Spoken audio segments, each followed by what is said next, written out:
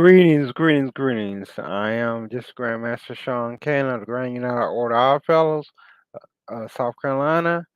And tonight we're going to be talking about the Power of One.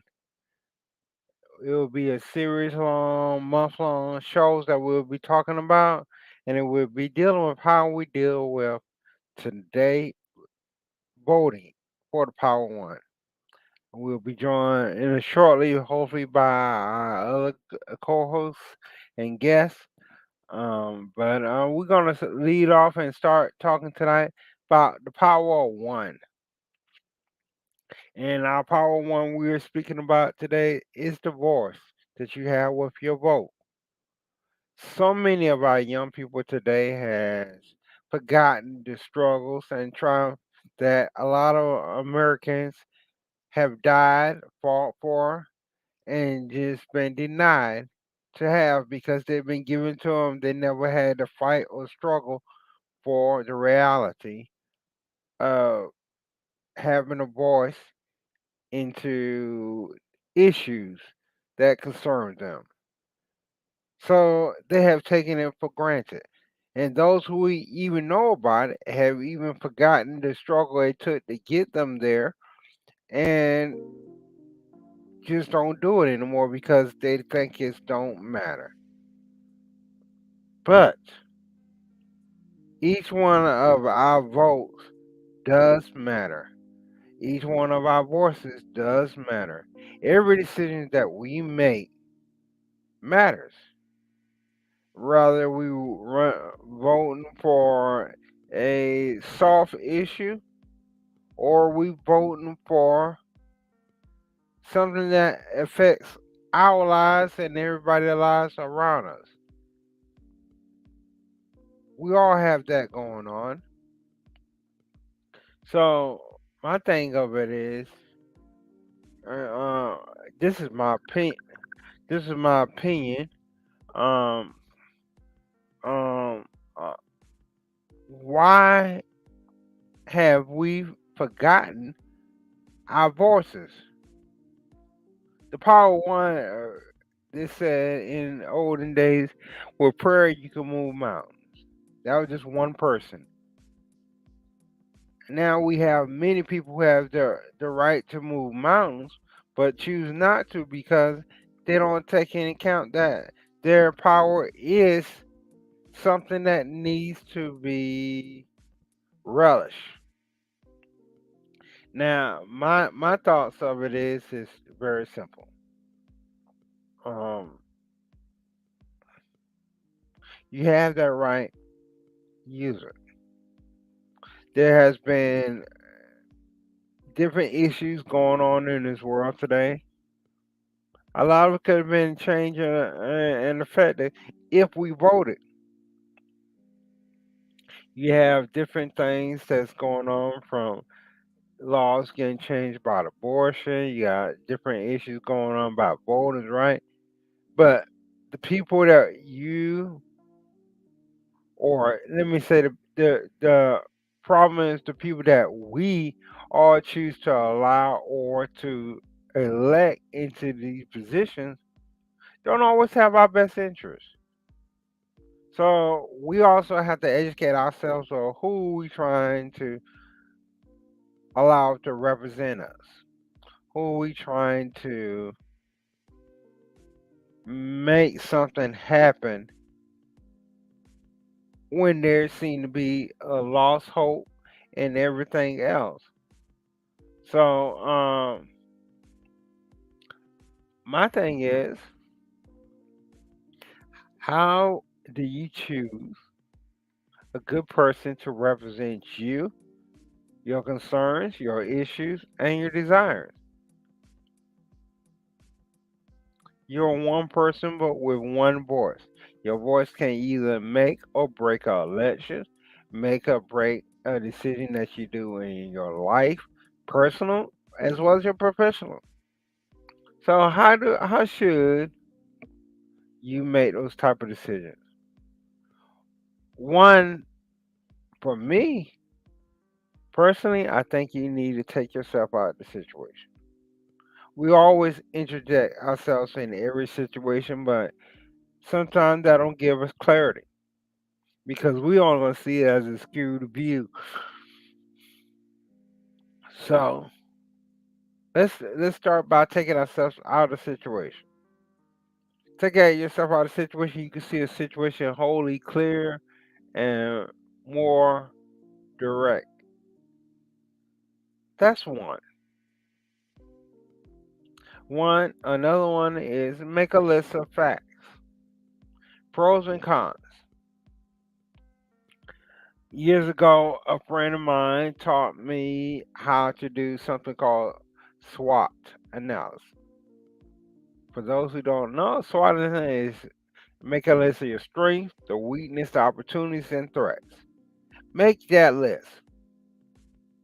That give you your pros and your cons, and help you say, okay, how can I strengthen up my cons to make it a pro? Or why is my pro your pro may be also your weakness? So how can you strengthen up your strength to make it stronger to withstand not only judgment from a few but for many?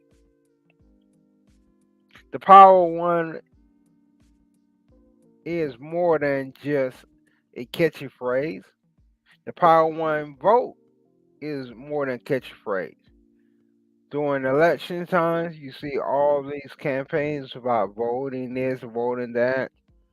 But when it's not major campaign season time, no one even talk about it. So we got to change that. We should change that because if we want our society to go further for our kids, our grandkids, we need to make changes today. We not only making it for ourselves, but we making it for our future as well. Every decision that we make now goes further for our kids and our grandkids. So think about this. If you never vote, how can you have a problem with any issues? If you never put in the work for change, how can you say, well, hey, I don't like something, but you didn't bother to go and vote? You didn't bother to speak up about your concerns, your issues, your desires, and even what you see wrong in this world. Don't always look at the next man to say, well, he or she did this or that, so I'm not going to vote. Okay, everybody's made mistakes. Don't judge a person until you know that person and you have walked in that person's shoes. Make your voice still count. If you don't like that person, choose another person. Don't give up on the voting process. The voting process because it's difficult. No one promised you that every life is going to be easy. They promise you it will be difficult. They promise you that it will be challenging. Tonight, I see we have challenging. So don't give up on your voice to vote. Don't give up your right to make a choice. It is being done so every day. You see somebody complain about this. Do you know, for example, we've now been joined by Brother Allen, who's a great speaker and moderator, but Afro Americans have to get voted on every so many years to see if they even get the right to vote. We've been here long enough in this world today to have that be a permanent fixture in our society. Why do Afro Americans now still have to get permission from Congress, Senate, or anyone every so many years just to vote? that should be a fixture in our lives. We shouldn't have to. We have had a black president. We have had a vice president who's been Afro American. But if the Congress decided they ain't going to pass that measure, guess what? Your leadership that you have, they can't even vote for their own elections. So my thing of it is, shouldn't it be time for us as people, not just as Afro Americans, but as people, to say, well, all people have the right to vote, black, white, Asian, whatever. Use your power of your voice, your power of one, to make that change. Use it to make a difference. Because every time you go into that ballot box to vote, you're changing something for somebody's life or your own life. Because if you don't make a change and go in that ballot box to vote, don't complain that, oh, I didn't like him anyway, so I didn't vote for him, but I know who's going to win. Don't make that mistake. Your vote may get you what you was looking for, the person you were looking for, but you don't know it until you get out there and speak on it. I had brother Alan here with me, joining me. And brother Alan, what's your thoughts about the power of one having a voice to make change by voting for issues, concerns that goes on, not just political, but just anything life may throw at you. Well, first, I like to say good evening, everyone. I hope you all have had and continue to have a wonderful and blessed day. Sorry I'm late. Mhm. I came home and took some migraine medication, so I'm a tad bit down right now. However, to answer the question, the power of one has the potential of being a wonderful thing. The question comes in: how do we train those behind us to act as one? Because in this era and this time, everyone's about self. So with that, how do we train, teach, and educate those coming behind us? We have to start with the younger generation and build in them the same minds, and hopefully be able to build the same mindset and concept that our fathers and grandfathers built into us. To have a mind for the people, to have a mind for community, to have a mind for church, and working together for one common goal. And that was always love, and that was always love and unity. Today, that doesn't exist per se with the younger generation. It's the power of me. It's the power of what I can do, what I want, how I want it, and how I'm going to get it. If I have to step on you, then you just get stepped on, and that's the end of that. So the question becomes, what do we do to teach in order to create that power of one where there's somebody representing all of us and not just a few of us?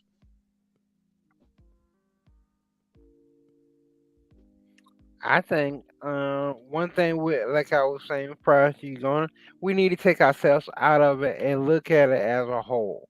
Because once we skew it just with ourselves, we sometimes forget that it may affect other people. We got, as you was talking about, the power of I. Yes, that's where we are now. But we had to sometimes take ourselves out of the I mode to get into we mode. You know, what is better for the whole group than just the I? Cause what may be good for me may not be good for my brother right here or my sister right here.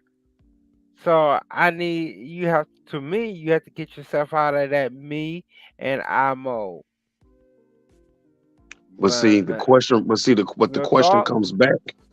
But the question always comes back to is how do you persuade someone to get out of the I mode? See, it's easy it's easier just being thought about, because when you once you get a person stuck in I, and there's no one else involved, then it's very rare that you can get them out without some type of divine intervention, to where he or she eventually realizes you can't do it by yourself. But see, in this day and time where, yes, you still have kids that play sports, but you don't have as many playing sports as you used to. You know, you have more kids that's gamers than anything else now. And with those games, they might work as a team online, but they don't have to really interact with another physical person. So they don't get that interaction compared to times when I grew up and I had grandmama, great grandmama, great great grandmama, and I always had a foundation around me.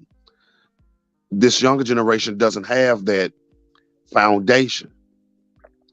Their foundation, and if they do have a foundation, is very weak. It's not sturdy, because mama's working doing what mama needs to do. If daddy is in the house, daddy's working doing what daddy needs to do. And who's there with the children?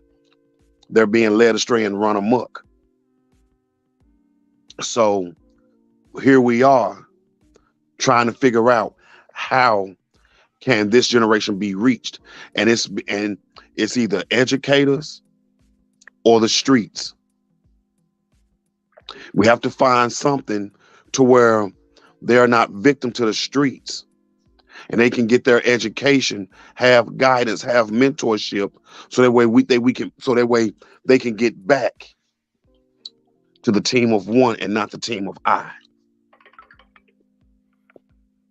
Um, I have. I was just speaking about earlier that about the law that Afro Americans still have to get permission to vote every few years. But in this time and age, all the trials and tribulation that we do face, I think, well, this is my personal opinion, not the orders or anybody else. All individuals who are born in that state, that nation, should have that power on. That should have that power of vote, not just have to get permission every few years to vote. I think so many of our people today, and even our older generation, takes it for granted that power of their vote. You basically ask them permission every few years to just be able to go to the ballot box. And if they drag it out or don't do it, then it's no longer that you got Afro Americans. I'm just going to speak for Afro Americans to vote. But I just think for general, if any laws such as that should be off the table. Everybody has spent too much sweat equity to say, yeah, I have the I have the right to speak up for my family, for injustice, for prosperity. I have the right to say something about that. But what's your thoughts on that? Well, we're talking two different things. You're talking about inalienable rights, and I'm going to speak on where they don't look at us as black men and women as being a man or a woman. They look at us as less than that. And as long as that's the case, that will always be the problem. Now, how do we solve those problems. We have to change we have to change the ideals of career politicians. There's no way you get these old decrepit men trying to make decisions based on 1940s ideology. That's simply just wrong. They're paid by lobbyists to make whatever decision they're going to make, and that's just wrong. Now, when it comes to black people and the vote and so forth, far too many times black people don't go out and vote because they don't trust the system. So we have to really create we have to begin to create a system that all can have faith in. That's the biggest problem now. And that goes back to, like as I was saying, training training those behind us on the power of one. But see, but when I say training, what I'm also saying is we need to home grow our own politicians. Far too many times politicians of color, they may have gone to a HBCU, but then a lot of times they went to those went to one of those power 5 schools. So their concept and thinking might be distorted, so to speak. So they've gotten into the game for the money. They really haven't gotten in to make any changes. And see, once we can get rid of that lobbyist money and deal with these career politicians, we can change the system as it sits. But until then, we're going to keep having the same conversation over and over and over again. So, you said a lot of things, and I agree. Lobbyists we never want to get rid of because somebody either on the board going to do what they got to do or behind the scenes. You never want to get rid of the money. But Well, my see, go ahead. I apologize. my problem is, as Afro Americans, we don't have no leaders anymore. One time you used to have Medgar Evers, Martin Luther King, you had Malcolm X. Now who do you got? Everybody who supposed to be our leader is our leader only to a point where it don't affect their money or their title. There's nobody walking the streets anymore for justice. NAACP don't even do that anymore. Rainbow Coalition, when the last time you ever heard of them? Rainbow Push Coalition, ran by Jesse Jackson, who sat and worked with Martin Luther King, and now what do you hear about him or his organization? What's been an offshoot of something similar to NAACP? All our political action agencies that help people has become so PC they don't help no one, but they still collect the money. And see, So and that's what it's about. When you invoke the names of Malcolm X, Medgar Evers, Martin Luther King, they were ones that stood on principles and morals alone. It wasn't about the money. When you start bringing up Rainbow Coalition with the good with the now deceased Reverend Samuel Billy Kyles and the Reverend Jesse Jackson, it was always about the money for them. It was always about the money. They chased the money. When you look at Al Sharpton, it was about the money. Yes, he speaks good on TV, but he doesn't show unless there's a check involved. So, and it goes back to training our future leaders from the ground and training them on what it is to be a part of said community, to be a part of said race, to be a part of said country to go out and defend. You said you need lobbyists for the money. No, poli- lobbyists, because we look at lobbyists like you look at the medical field.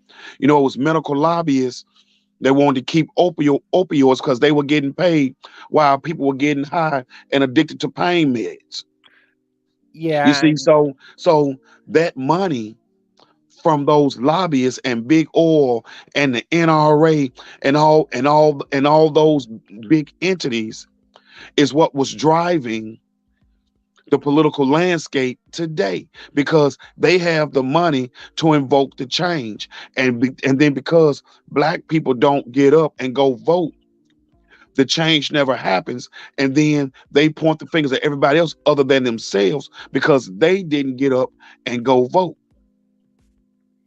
well, no, I don't think we need the lobbyist money. I just believe that there will always be money involving in the decision.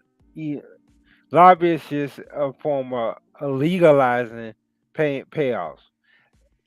But if you don't have legalized lobbyists, it's still gonna be people behind the scenes, and it's still already behind the scenes, still funneling money into different campaigns, different issues. There's still money behind it. You might just not always know. So, but the thing of it is now we let our school system and our society has become so European in its teaching. They don't teach nothing about the real struggle. You got 1 month that is supposed to be about Black history. They barely cover it. If you go there and really look through the textbooks, you ain't gonna really find nothing about no Black history. You ain't gonna find nothing about no other nationality, really. Well, The here's my concept of that. I'm not going to put that responsibility on the educators to teach my children about black history, because the educators' hands are already tied behind bureaucracy and rules that they have on what they can and can't do to begin with. So let's stop that conversation today. In order for us as a people to get back on some sort of firm ground, we have to start with ourselves. We have to start with, we take accountability of our youth. We take accountability of our neighborhoods. We take accountability for these schools. And we take this thing and we make it to where we're teaching. Yes, we get the shortest month of the year, but Black history don't have to stop there. We have control over that. We can sit down in our own homes and teach those lessons. We can sit down in our churches and have those lessons. And let's say, and then let's go a little bit further with it. Let's not even consider it as all black history. Let's say these mega churches and up there sitting all these black neighborhoods taking all the black folks' money, but ain't giving no money back to the doggone church. We can turn around and take this piece, and now they can teach financial literacy. So these people in these communities can learn how to manage money, how to invest, and how to do other things. See, it's up to us to teach these things and to demand these things. But see, we don't demand anything. We get up in arms when you have an Arbery, Breonna Taylor, Sandra Bland. We get up in arms when black people are unjustly killed. But it don't stop there. We have to keep going. And until we keep going, we'll continue to go through the same cycle. Okay, they gonna arrest them. They gonna get fired. Oh, the city gonna pay X, Y's, and Z's X number of millions of dollars. It's gonna be off the news, and everybody gonna forget about it and go on to the next one. We have to take control and demand the change. And how do you demand the change? You hit them where it hurts, in their pockets. Gun laws could have been changed 5 years ago if every black person on the that's listening to my voice and in this country would have went out and joined the NRA. They'd have changed the laws. And now, guess, um, ask, what is the first steps in making changes that is needed? The first steps the first steps to making change is to start within the communities. You take these neighborhood churches and you start there. You create, like, okay, we go back to the Black Panther Party. We know they created wicked other programs, but they got deemed a terrorist group. And then the government came in and made it seem like they created these programs that they had no control over, had no idea on how to operate and go with, but they just took it and ran with it. We have to go back to the exact, we have to go back to the ground level and rebuild all together. We don't have to recreate the wheel. We just gotta make that wheel better. Yeah. See, we turn around, we get into the communities, we start in the churches and the schools, and we catch these kids at a young age, and we have to have them, as they like to call them, the OGs. They have to be visible in these communities, being a positive fixture in these communities, that the kids have someone to look up to, not just someone out here with their pants sagging, stains in their drawers, walking around stinking, thinking they hard and they cool. They got on some ugly Yeezys and some too tight pants. Okay. I totally agree about what you're saying. I also agree with you that it's not up to the schools. It's up to the people, your parents, your friends, your coworkers, all who have vested interest, in my thought, in speaking about the issue. The problem that I see that we have is that no one wants to speak about it. No one want to be that first person to say, "Hey, change is really needed." Hmm. And then it becomes, if you say it, are you going to act on it? It's easy to say change is needed, but it's hard to say change have to be done, or I'm going to create change. Everybody here easy to say, well, I want this change, I want this change, I want this, I want that. But when you say, okay, go run with it, go with it. Show me what you mean. The Well, see, whole room get quiet. I use this as an example. My grandfather, may he rest well with the ancestors. He lived in South Memphis, and he always talked about how the neighborhood went down, this, that, and the fourth. But see, but what he also did was, he didn't just talk about it. He went out and invoked the change. He went out into the communities where he walked around and created their neighborhood watch, and walked around talking to all the neighbors, find out what issues they had, this, that, and the fourth. Contact the congressman himself. It was Steve Cohen that he always talked to about trying to invoke change in that neighborhood of South Memphis. So the change starts. It can start with one person motivating multiple people to all get on board together and become the power of one. But someone has to take the initial step, and not be afraid. Yeah. But let me go back for a second. I think one thing I mean by the power of one, I don't mean it's always when we say the power of one, we don't mean always just one person. The power of one could be one group of people speaking with one voice. It's not always a single individual. That group could be that one group that speak with a solid and convincing voice for change or no change. Your thoughts on what do the power of one mean? What do the power of one mean? I agree with you. But again, just like I said previously,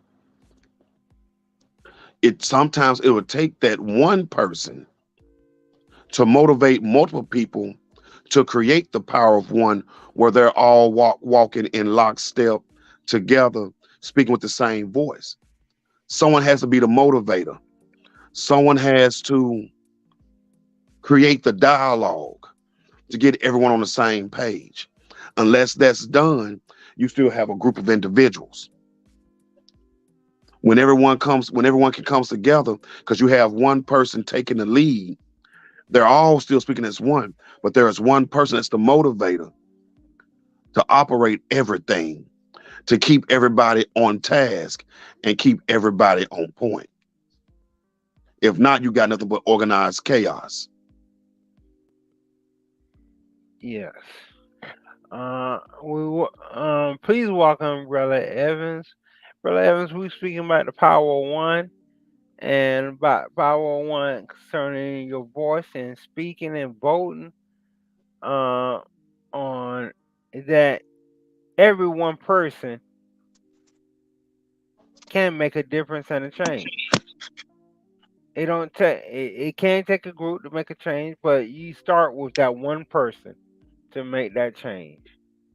That's right. Y- Your thoughts about that? Would you like to speak on that a little bit? What's your thoughts about the power of one making that change? Well, I'd just like to say good evening, everybody. Glad to be here. Just coming out of prayer with my church, and as we embark on a new season, and we call this the season of revival. Revival starts where? It starts in the home, and it starts with us, one person at a time. And to be honest, the power of one person is really touching because everything can start like fireworks. It can move like fireworks with that one person, with the faith that that person has. And as far as reaching his community, can reaching his family, reaching his friends, it's a powerful thing because when you have faith the size of a mustard seed, you can move mountains. And Jesus said that we could speak to the mountain and it could be moved. Excuse me, my mother's trying to call in. But yes, so the power of one is really awesome because if you look at and when it comes to voting, that one vote could be the last vote that makes or breaks for that presidency. So when people say it doesn't matter, it does matter because you're reaching out and you're showing the world that you have a vote and that you are willing to step out on faith and let the people know that you are there. And for all the years that our brothers and sisters and ancestors have went through and gone through, for us to sit down and sit back and act like it's not an important thing, to me it's very disgusting because so many people have died. When you look at Black History Month that just went through, you look at all the slaves. Me and my pastor were just talking and we was thinking about all those slaves that was on the ship. Now, can you imagine so many ships that were sank? Can you imagine how many bodies are at the bottom of the sea that never made it to land? Yet now we have been given the right to vote and to make a difference and to stand, yet we just still are lazy and decide not to because we think it won't make a difference when it really does make a difference. When we all stand together with one common goal to reach where the God is trying to have us to go, and we do that, we show up in numbers and masses, that one vote really makes a difference. So the power of one is very, very, very detrimental. When you look at God, when Jesus was on the earth, there was only one man that was perfect. That's the power of what? One.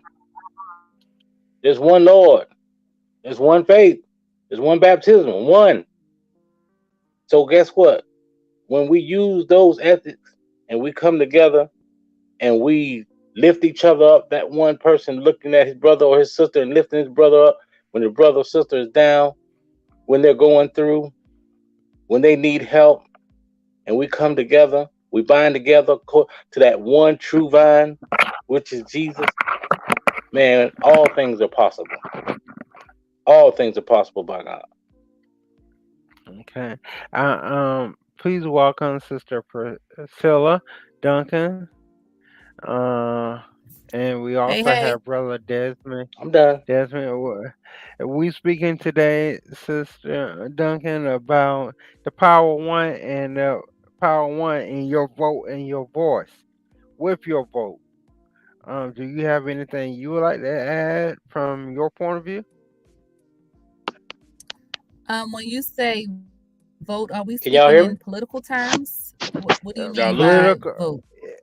Political, Can y'all hear me? political. Yes, I can hear you. Political or and non-political, because it's the power of making that choice to say we want to Brother have a Sean, I seem team. to have lost. I can't hear. We can hear the power of one in that voice. Can you hear me? I can Yeah, I hear can you. hear you just fine. Yeah. Okay. The power one of making a choice and speaking up for yourself or your concerns and your issues. The power one for political as well as just general. Everybody, if they use their voice, they can make a difference. My personal mantra is I am. So when I think of the power of one, living by my philosophy of I am, I believe that the power of one is ultimately always the greatest because I believe that I can achieve all things through my Lord and Savior Jesus Christ.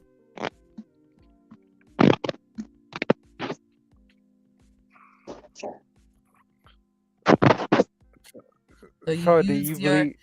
your talents to. Can you hear me? Yeah, I can hear you.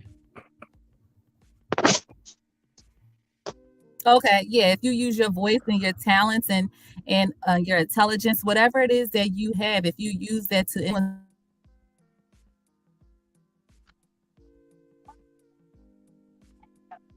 Her camera went down out again.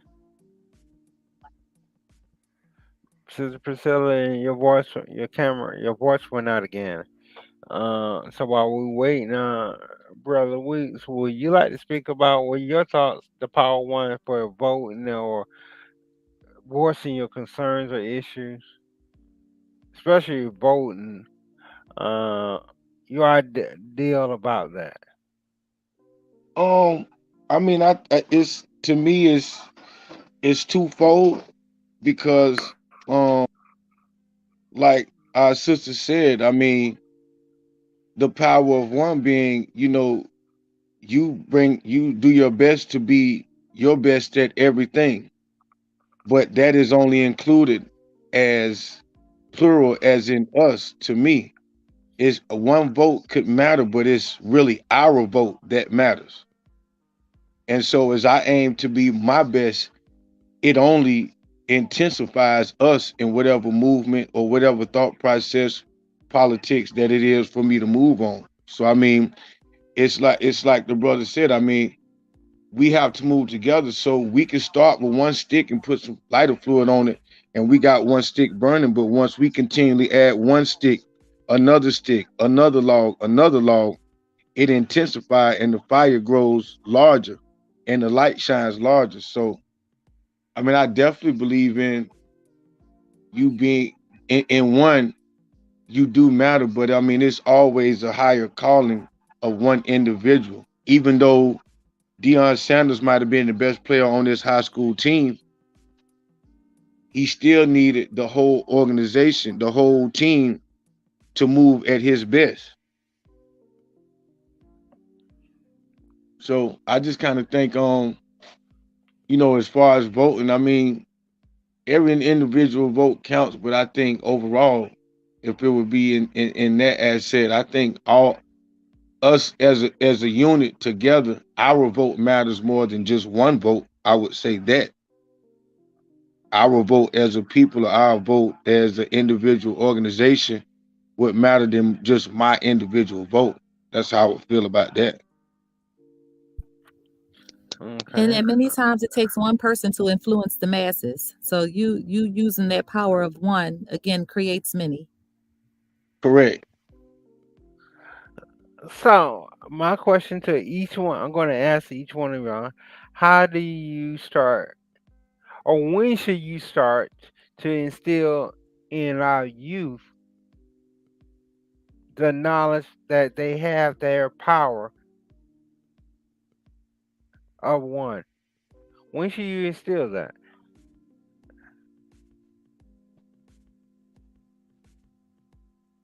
I would say immediately. I mean, I teach my son to use your words. The quicker he learns to use his word, the quicker his voice can be heard.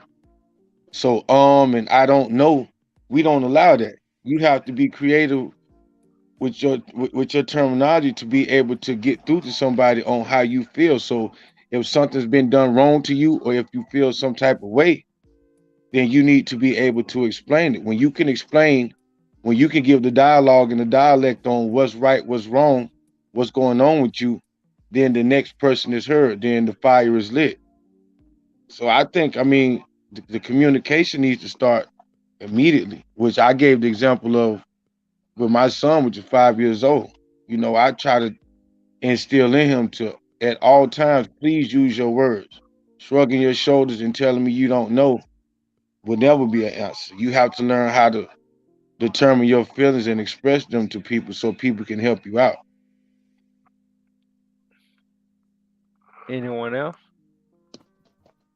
Yes, I I would say, wholeheartedly oh, go ahead, sister. no. Oh, okay. Thank you so much. So I wholeheartedly agree. You instill that in your children as young as possible. I mean, even I have a child who's 18 months, and I give her the power to make certain decisions. Now that may sound crazy, but check this out. I'll put grapes and strawberries in front of her and let her choose. Because what you do is you want to you want to allow them to choose, but give them an abundance of correctness to choose from. So if you give them all good choices to choose from, they're going to make the right decision. So yeah, I think that you have to instill in your children that you want to empower them as early as possible.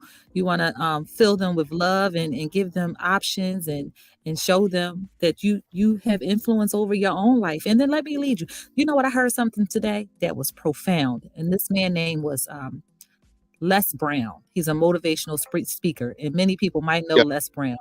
He Oh yeah. said, okay, and he made a quote. He was quoting somebody else, but I don't know who this guy was, who he was quoting. But the quote was, don't follow the path, create a path, and leave a trail." I said, God damn it, that's what I'm talking about. That's what I'm talking about. I'm trying to create a path and leave a trail. And that's what I try to instill in my children. You don't have to follow anyone's path. I want to empower them to do their own, create your own, and do what you know how to do. I got a 9-year-old, and back in the day, my mom, if I'm flipping around the house, my mom would say, sit down before you fall and break your neck. You know what I tell my 9-year-old? Try that again.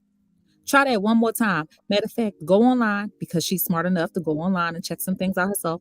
Go online and tell me if you find a school in this neighborhood that works on gymnastics. So that way we can get you trained. Train up a child. You know what I mean? So I think it starts super early. Brother Allen?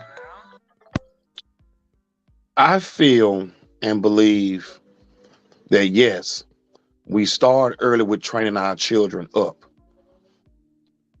And one thing we have to make sure that we teach our kids that a lot of these young children, a lot of these young males and females that's out here now don't have an understanding or a grasp of is how to control your emotions. Their Sure. emotions are all over the place. You Mhm. know, someone say this, oh, they want it's on site. No, God. They ready to fight right then, right there. Other than being able to control and curtail those emotions and turning that frustration and hopefully into something positive and knowing how to discern the situations on removing themselves and just walking away. We have That's one thing that we really need to get our young children excuse me, to understand and to deal with and to learn, because a lot of these heinous crimes, murders, and everything is all because emotions run unchecked. Mhm. And they don't have anybody to teach them how to deal with their emotions. You know, when you coming from, and it's not necessarily just because you're coming Excuse from me. a single parent household. It's because the person who has the most influence over your life doesn't have that emotional control either.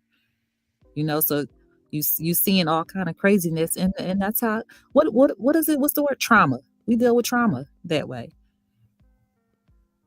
Well, I was speaking to a friend of mine, and he's in mentorship, and we were speaking on how as we're being raised that we're we're people of a sit down and shut up instead of why you're being set down and shut up. Mm-hmm. And we grow up with that mind frame, and we're not being taught and I think everybody touched the surface of it, but we're not being taught to communicate, which is I think the biggest part about how my brother Allen was speaking on them not handling emotions. The biggest part of when you are emotional or when you have ups or down is to be able to communicate it. And when you communicate it, you open up dialogue for other people to hear how you feel and help you through it.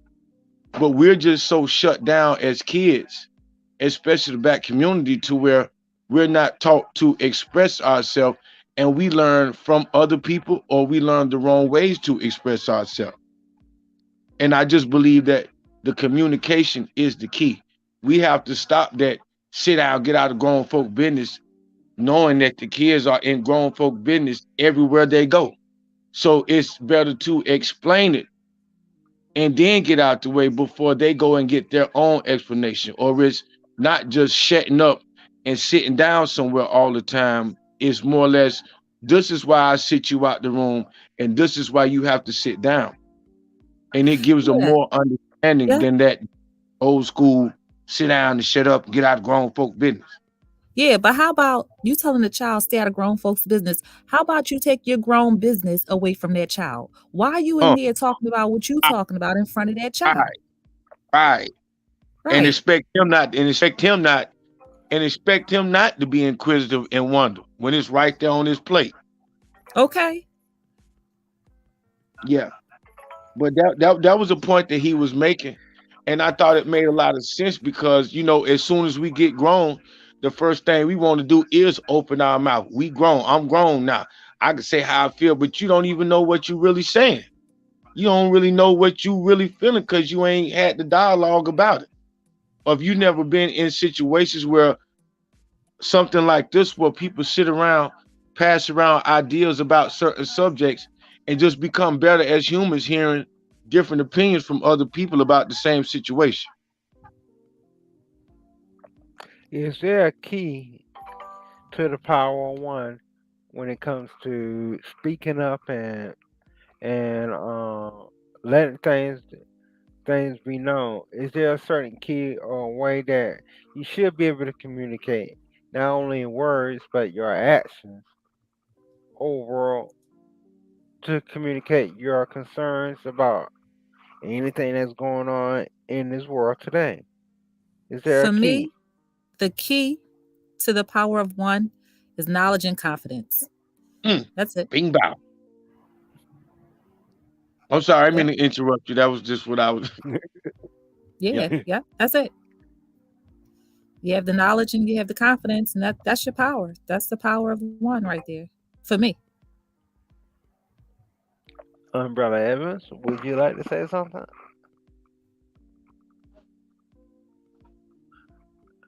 I guess you don't hear me. Brother Allen, what's your key to acknowledging the power of one? My key would be effective speaker as well as an effective listener. It's far too many times people can speak, but they don't listen, or they can listen, but they can't convey what they want to say without the Mm-hmm. the ahs, Mm-hmm. and they can't put a complete sentence together. And that right there would lead to they can have the knowledge but can't speak it, which would in turn give them a lack of confidence on how to move forward. So they all work hand in hand, if you ask me. For sure. Evans, what you Today's looking at the stars? Cause like, where are your eyes going? who mine? No, brother Evans, he everywhere. His eyes shooting like he's watching shooting stars out here. No, Look at you, he's Sister probably looking for Priscilla. some Ain't you he, mighty observative over there? I'm he trying to probably get looking for myself. chicken. I'm trying to get myself together. Y'all over there doing pretty good without me, so I'm trying to see where I fit in. And I want to give you something educational as well as inspirational, but I'm having issues pulling this. Yeah, yeah, I'm but I on both. think I'm on my phone yeah, and my computer. I I think the part one also begins a way to start it by instilling confidence in our youth. So many today is more about intimidation than education. Education of how you should carry yourself. You, and most of the times, our kids now, their role models are being shown to them as music stars, rap stars, athletes. Ain't nothing wrong with that. But we got to start, I think, with in home. Brother Des gave an excellent example. He don't allow his kids to come in there and just speak. And his son coming in to speak like he don't know or understand. He have him practice using his words. So that's a way of instilling confidence in our in our future. So how would y'all do? What do y'all think about that? Instilling confidence in our kids and our future to further the cause of prosperity.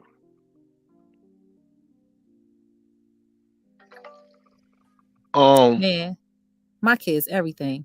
I instill confidence in them all day, day and night. My little daughter had picture day today. I think I boosted her so much this morning in the mirror.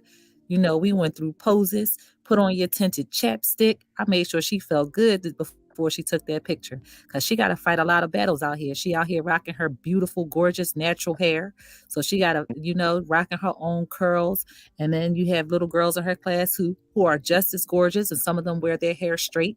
And we got to fight the battle of, Mom, can I straighten my hair? And I'm like, come on, I'm trying to preserve your curls until you at least 15, 16. So that way, you know what it feels like to take care of your natural hair. So I instill confidence is in every sector. I instill confidence in her with her talent. She's a naturally gifted gymnastics queen. I mean, this little lady can do cartwheels and flips and splits, and I can't do none of them. It's just her God-given talent. So I have to, promote her and train her up through with the right trainers. Of course, I'm not the one training her with that, but I instill confidence in her to keep going and thriving in that sector of her life. Um, and I have an older daughter, and she makes jewelry, and I, same thing. Come on, I'm gonna support your business. I buy her the materials needed to purchase, to create her jewelry. And I'm saying because bro Allen, you said don't say and I don't say this much ever in my life, but it was something that you just did to me subconsciously that just did that to me. So I'm not feeling it. I rebuke the spirit of I rebuke the spirit of I'm just going to cut it short and saying that confidence is key. Confidence is everything. And you have to instill that in your children, and it makes the world a better place, because when you are confident, you love yourself, and you can love others. You forgot to say one thing. What's up? So, um, And I'm out. Alright. Well, it has been a joy and a pleasure of y'all tonight. Next week, we're going to be talking about the Power One. It'll continue, but the subject matter that we will be talking about is dealing with loss. The Power One dealing with loss.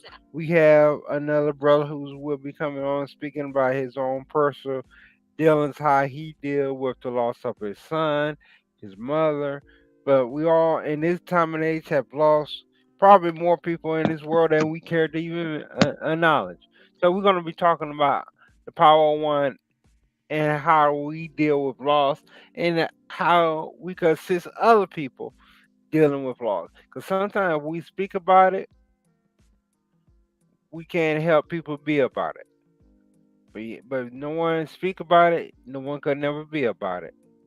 So, but as we close tonight, I want to give everybody a great thank you, and we appreciate you. And we thought we were going to just be me on the show tonight, and that was going to be a boring show. But with your help, we able probably to reach more people tonight. So I would like to give everybody a time to have a closing remark, so we could get out of here and go about our day. So I'm going to give everybody a chance to go ahead and close out and say your special words. So, Sister as Priscilla. always, I want to leave you all with the spirit of love, peace, happiness, health, wealth, success, and guidance, financial abundance, knowledge, and wisdom, and of course, sustainability. Above all else, creativity and motivation without procrastination. God bless. God bless. Brother Wilkes, would you like to say something on our closing prayer? Absolutely. Close out. Absolutely. It's always a pleasure to hear the different views and different ideologies and the different ways of thinking to help mold me and help shape me in a better way. So I appreciate everybody's honesty and everybody's knowledge. And again, it's just a pleasure to be on board around such great people. All right. Thank you. And we hope you be here next week to speak about the Power One, how we deal with loss. Um, I don't know if you had any loss in your life, but that, 'cause we want to try to help. Our goal is to help people as well. So, Brother Evans, would you like to say a close out? Yes, I would just like to say we all should just remember that the power of one starts with ourselves, and we must work on ourselves first before we're able to help others. But let us not get too stagnant to where we let others overachieve for what we should be doing. God bless you. Okay. Brother Allen, would you like to say something? I'm gonna go. I start with for Sister Priscilla. Heard.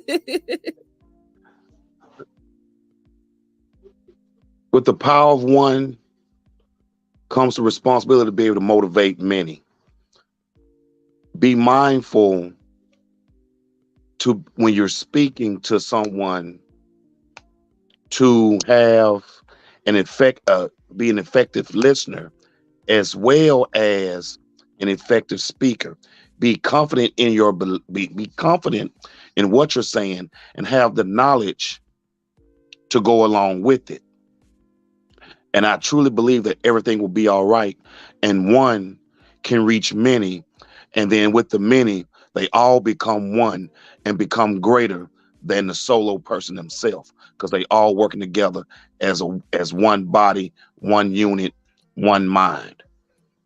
Thank you everyone for coming out. I would like to thank the panel and thank for speaking tonight.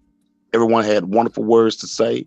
I'd like to thank everyone that's in the background listening to everything that we also have to say. I hope you have a wonderful night. Be blessed. Be merry.